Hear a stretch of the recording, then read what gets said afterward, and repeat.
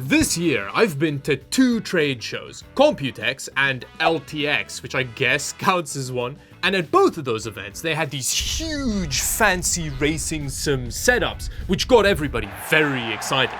I got excited as well, but not quite excited enough to brave the obscene queues to try one. But enough for me to go out and buy my own one, in the only way I know how, which is the cheapest, crappiest one I could find on Amazon.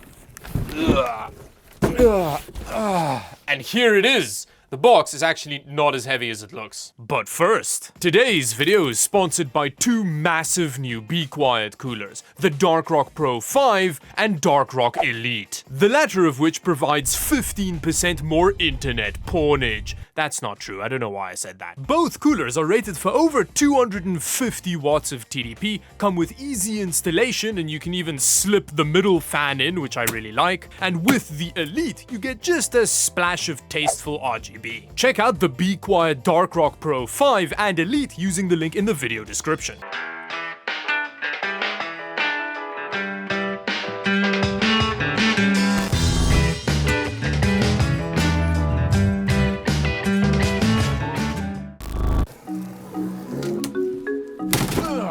I feel like even by Amazon standards, this is highly unreasonable box usage. Look at all that space. Oh? Oh, Linus!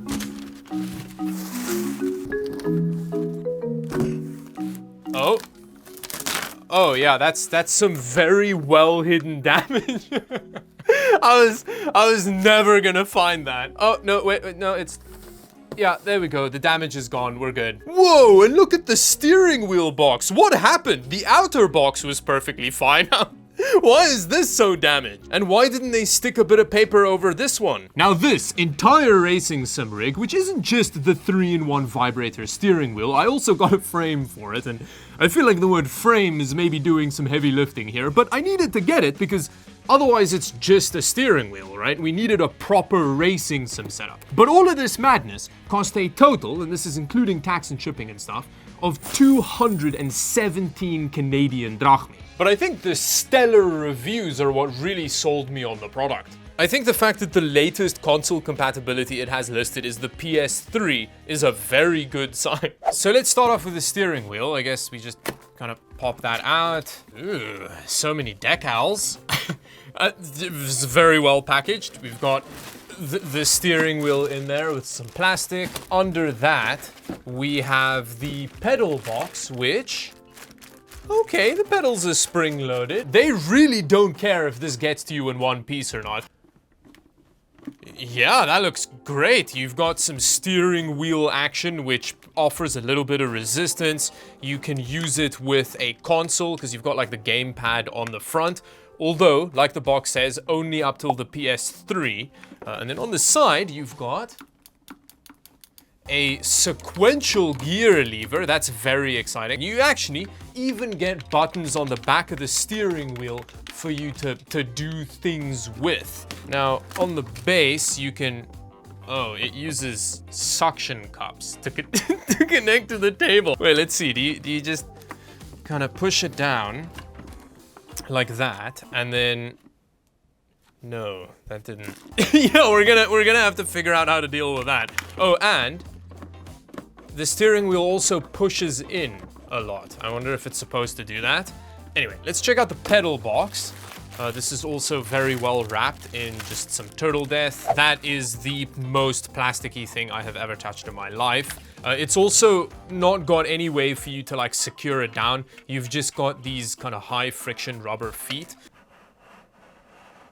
Yeah, that doesn't really stay in the same place very well, but at least... Oh yes, that's gonna be very good. But it passed quality control, so that's good, right? Next, we're checking out the very professionally covered up stand. I am curious to see how compatible it's gonna be with the suckers on the bottom of the steering wheel, but we'll figure out a way to get them to work together. Ooh. We get this kind of like grippy felt bottom bit so that it doesn't slide on stuff. That's cool. This is the steering wheel mounting plate with some mounting holes in them, which I'm sure will work great with the suckers. And then we've got some mounting stuff over here. Finally, the frame assembly. Oh, this actually doesn't look like it's gonna require a whole lot of assembly, but it also doesn't look like it. Oh, I guess this way around, right? Oh, I guess you open that and then, oh, there we go. And then the steering wheel plate mounts to this shockingly welded bit at the top. Oh, that's just popped out. This looks very, very small. After playing around with it a bit, looking at the instructions got me worried. But I'm not entirely sure what you're supposed to do with these. It shows that you're meant to get them, and then it just doesn't mention them again. I feel like some of the instructions are missing. Either way, I was rearing to assemble the world's greatest sim racing rig. Oh, it can't handle its own weight. Very good.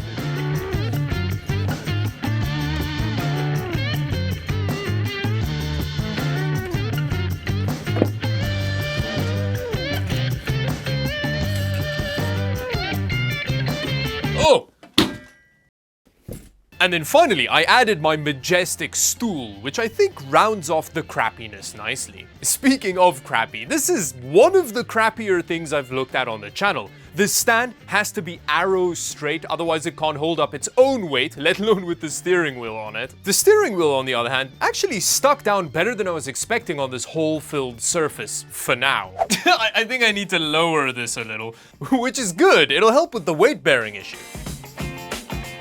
I'd say that is something that makes sense, but I still took some time to really dial in the majesty. But now I kind of want it higher up, but it's immediately, oh, that's already come undone, okay. As anticipated, the holes in the top plate meant the suckers weren't making full contact, so I had to position the steering wheel in a way to avoid those mounting holes. This is the straightest I can get this thing to stick down, so I guess it's gonna be like driving an old Ferrari, because, you know, the steering wheel's gonna be in the wrong place. Yeah, that's kind of immersive, I guess. And after adding the jankiest monitor I could find at the office, I was ready to jump into some Forza Horizon 5. But Forza was much less keen. After Forza spent about an hour patching, which then corrupted and had to happen again, it made me connect to a whole bunch of accounts even though I was launching it through Steam. And after all that, Forza had the audacity to not be compatible with the controller, even after I installed the drivers for it off the hilariously tiny driver disc, which I felt was a reasonable point for me to just rage quit and download Dirt instead. Dirt Rally also initially put up a bit of a fight. Oh, it's come undone again.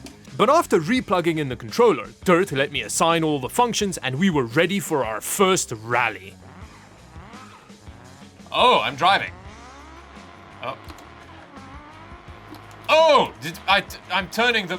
Okay, that didn't go great. Oh, the steering's the wrong way around. Oh no. Nothing a quick recalibration couldn't fix. Oh. Oh, the steer, it does nothing, and then suddenly it's like full lock. Okay, I really need to play, I need to calibrate it real hard. That is not going great, and it's collapsing into my leg here. It's really trying to murder me in my thigh. It moves around so easily. After just seconds of gameplay, I already had to make major structural adjustments to the setup. With that out the way, I just had to fathom out some advanced controller calibration, and I was ready to go for a third time. We're doing it.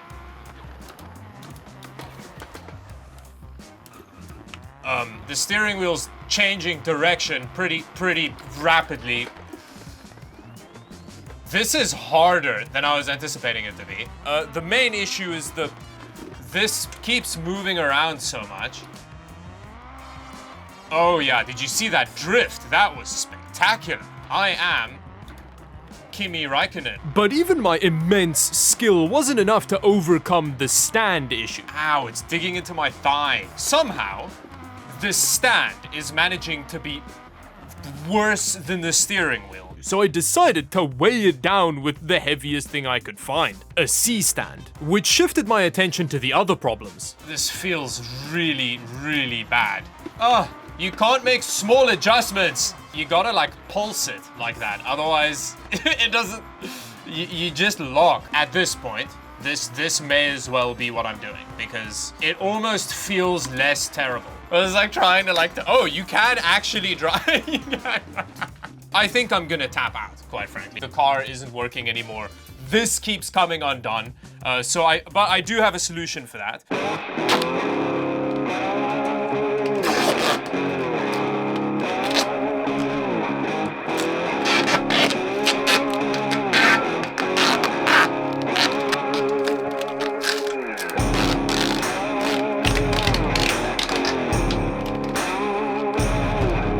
This is starting to look real professional. I've just gone to town duct taping the steering wheel to the stand.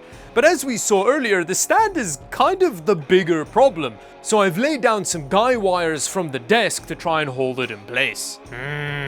Sturdy. And just like that, we're ready for our world record Pikes Peak attempt. Oh yes, this is way better. Oh, it's still not great. Oh, look at that beautiful cornering. We've got very precise feedback coming through the steering wheel. As you can see, tiny inputs get you where you need to go with this wheel. This is just a premium experience. Oh. No, we're good. We saved it. I need to be more aggressive with the shifts to really get the speed up. Our duct tape mod is holding up surprisingly well to what's happening here. Oh, no, not the... Okay, we saved... Oh, no, that did a lot of damage. Stutters. There's a lot of stuttering happening. Somehow I feel like that is the steering wheel's fault, but that's going to be difficult to prove. Wow, honestly, all it needed was a bit of duct tape. It is significantly better now. Again, the feedback doesn't really tell you anything about what's going on the road. Like, I was on tarmac and it was feedbacking like crazy, and then when I'm like off on the gravel rolling down the mountain, it doesn't vibrate at all for some reason. We're gonna finish. I mean, that was an amazing run, and it kind of held up to it. For my final run, I decided I was ready for a modern monster of a car, which went well. This is way harder. It feels like I am fighting a bull here because every input just does something. Things happen. I think I was supposed to go way faster through that corner. That's what the wing is for. This is way harder than driving with a controller. This is the kind of thing that's going to take a lot of practice to master. Hopefully, the duct tape will last long enough for us to kind of get used to it, you know? Sarcasm aside, you're probably thinking, if you just don't aggressively tug at the wheel like a bonobo on heat, the car will go straight. The thing is, the reason the steering wheel's basically unusable is that there's a huge dead zone in the middle. And then on either side of that, even at low sensitivity, a very small bit of movement takes you from 0% input to 100%. And that combined with the steering wheel giving you no usable feedback on when input's happening means that when you're trying to make small, fast adjustments from side to side, you have to fling the steering wheel over the huge dead zone and then guess when input's gonna happen with a very small buffer zone. So realistically, this piece of crap gives you 3 options: straight, full left, or full right. Recover. No. Oh. Okay, I'm sure that didn't do too much damage. A lot of you are probably going to watch this and you're going to tell me that this is all just going wrong because I'm useless. And, you know, it's probably more my fault than the steering wheel's fault. This is a new experience for me. But that's why you buy the cheapest crap, so that when things go terribly, you can just blame it on your equipment. You know what they say? The best sportsmen blame their tools. That's how that works. Yeah, see, you can't correct.